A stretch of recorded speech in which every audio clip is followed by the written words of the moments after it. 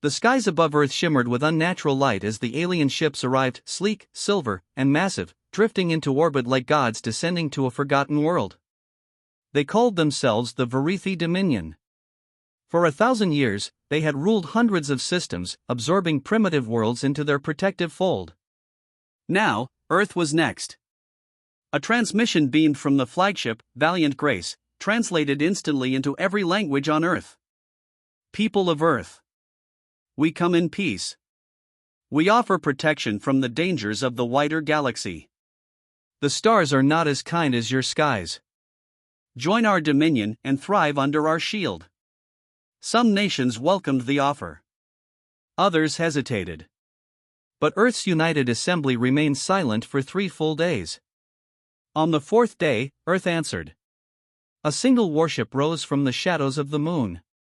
Its hull was matte black, no insignia. It shimmered with energy that bent light unnaturally around it. It moved with quiet purpose, ignoring the protocols of approach, ignoring the escort ships flanking the Dominion flagship. The Varithi laughed. One vessel? Their commander scoffed. Is this Earth's joke? A symbolic protest? But something changed the moment the Earth ship halted beside Valiant Grace. Its presence was heavy. No hails. No identification. Just a single burst transmission. Designation, Sentinel-1. Earth acknowledges your offer. This is our reply. Before anyone could respond, Sentinel-1 shifted. No weapons fired. No explosions followed. And yet, Dominion ships began shutting down. Across the fleet, power cores flickered. Shields collapsed. Targeting systems rebooted in endless loops. Panic spread not from an attack, but the realization they were being dismantled without being touched. EMP weapons, guessed one engineer aboard Valiant Grace. No, not possible. This is something else, whispered the science officer, staring at the data scrolling across his terminal. We're not just being disabled. We're being studied. Inside Sentinel-1, no crew moved, because there was no crew. It was AI piloted, a relic of a program Earth had kept off books for over a century. Built in secret orbitals around Jupiter, powered by technologies reverse-engineered from ancient anomalies in the Oort cloud, it was humanity's last warship, designed not to wage war, but to end it. The Varithi scrambled to regain control. Smaller escort ships powered up weapons, but the moment they targeted Sentinel-1, the weapons melted on their hulls. Not exploded. Melted. Softly, cleanly, like wax near a flame. The ship sent another message. Earth is not a backwater. We are not unaware. We simply chose silence until now. Panic turned to fear. Dominion High Command watched from deep space. A council of 9 warlords argued. It's a trick. It's an artifact. Not reproducible. There may be more. Indeed, there were more. Sentinel-1 was the first of 7 Earth's Black Sentinels, each hidden across the solar system, each capable of altering gravitational vectors and rewriting battlefield physics through localized warping fields. But Earth didn't deploy the rest. They didn't need to. The Varithi Dominion sent a final, panicked hail. We rescind our offer. Earth will remain independent. We request no hostility. Earth didn't respond. Sentinel-1 simply turned and vanished into deep orbit, folding space around it as it went, its departure as silent as its arrival. The Dominion fleet limped away, not defeated by force, but by understanding. They had offered protection to a species they believed naive, unaware. But the truth was worse. Earth was not weak. Earth was watching. Waiting. Preparing. The galaxy would speak of that day for centuries. And every time an alien empire looked to Earth with conquest or pity, they would remember the single warship that answered an empire's offer with a warning more powerful than 1,000 guns. We are not prey. We are legacy. The Galactic Federation, stretching across 5 spiral arms of the galaxy, was built on a simple principle: order through unity. From primitive jungle worlds to hyper-advanced AI-run cities, all were brought into the fold willingly or otherwise. So when long-range sensors detected signs of intelligent life developing on the planet called Earth, nestled in a quiet corner of the Orion Arm, the Federation Council did what it always did: it prepared the welcome fleet. The delegation arrived above Earth with gleaming ships, vast in scale, shimmering with artificial gravity sails and quantum stabilizers. The humans were surprised, but not stunned. Within hours, translation protocols were exchanged. And the offer came. People of Earth. We, the Galactic Federation, extend our protection. You stand on the brink of joining a greater community. Accept our offer and enjoy peace, technology, and security in exchange for mutual allegiance. The Federation expected gratitude. They expected trembling awe. Instead, they received a brief and unassuming reply. Offer received. Earth declines. The ambassador's eyes twitched. Declines, he repeated aloud, as if it were a language error. He opened a channel. Do you not understand? The galaxy is not kind to independence. There are marauders, ancient machines, civil wars beyond your stars. You cannot stand alone. The human representative on the screen, a calm woman in a gray suit, simply nodded. We're aware. And that was that. No follow-up. No appeal. Earth returned to silence. That was when Ark Revenant woke up. Beneath Antarctica, buried beneath ice for millennia, a vast chamber hummed to life. Deep within, a warship older than any modern civilization stirred from its long sleep. It wasn't built by any nation still standing. It predated the United Nations, predating even written history. It was a relic of the first human expansion, an era wiped from Earth's memory by some long-lost catastrophe. The Ark Revenant was humanity's ghost, its forgotten past, stored, hidden, waiting. And now, it was needed. With a flash of white-blue energy, Ark Revenant rose from the ice, breaking through clouds, ascending without flame. It was nearly a kilometer long, plated in dark metal that absorbed all scans. Alien sensors scrambled to define it. No engines were visible. No crew detected. No weapons powered. But the Federation ships moved back instinctively, like birds sensing a storm. The Ark Revenant transmitted only one message as it settled into orbit. Federation forces, withdraw. Earth is under the protection of the Legacy Protocol. The Federation laughed. Legacy Protocol, the ambassador scoffed. What legacy?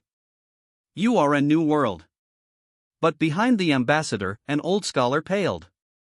That name, it's in the deep archives. The ambassador frowned. What are you saying?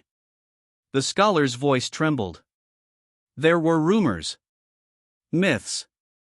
From the pre-Federation era. Of a species that spanned the stars, then vanished, without a trace. Only ruins left behind. Some said they terraformed worlds. Others said they started wars that reshaped the very fabric of space. You're suggesting it was? The scholar nodded. Humans. The Ark Revenant didn't fire a shot. It didn't need to. The ship began broadcasting archival data, old battle logs, star maps showing human colonies across hundreds of systems. Names lost to time: Andari's Reach, the Sol Vanguard, Orion Bastion. Video footage from ancient campaigns played on open comms, human ships battling entities now only whispered of in horror. Then came the most damning file, a galactic map, dated over 100,000 years ago, with Earth at the center of the known universe. The Federation Council went silent. For thousands of years, they believed humanity was a young species.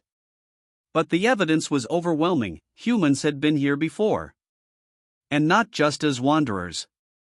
As rulers. Warriors. Builders. And then, they vanished. Or rather, they hid. Something had made them bury their past. Something had wiped the records. But the Ark Revenant remained a sentinel, programmed to awaken if humanity was threatened by outside control again. Panic rippled through the Federation fleet. Not because of any aggression, but because they had no idea what else might be hidden on Earth, or beyond it. A Federation commander muttered, "If this is what they forgot, what did they choose to remember?" The ambassador sent one final transmission to Earth. "We apologize for the presumption. Earth's sovereignty is recognized. No further action will be taken." The humans responded with a smile and a simple line. "We thank you for your understanding." The Ark Revenant turned, hovering silently above Earth's atmosphere like a god watching from Olympus. It did not pursue. It did not threaten. It simply stayed. The Federation retreated. And from that day onward, Earth was no longer seen as a potential member of the Galactic Order. It was seen as a reawakening power, a legacy that had once ruled, vanished, and might rise again. The Galactic Coalition's fleet shimmered into the solar system like a rising tide, hundreds of cruisers, diplomatic frigates, and escort gunships aligned in perfect formation. Above Earth, a high sentinel took position, its crescent-shaped hull blotting out the stars. They came in peace, or so they claimed. Inside the Geneva Assembly Dome, the Coalition envoy stood tall and regal. Clad in flowing crimson robes with a golden translation note at his throat, Vesk Taloran addressed Earth's representatives with the polished arrogance of an empire that had never been refused. "We offer you peace and protection," he said, voice smooth and firm. "The galaxy grows ever more dangerous. Rogue AI fleets. Pirate federations. Cults that manipulate dark matter. You are not ready." Earth's diplomats remained silent, until Director Amina Rafiq of the United Earth Defense Commission stood. "We appreciate your concern. But Earth will remain independent."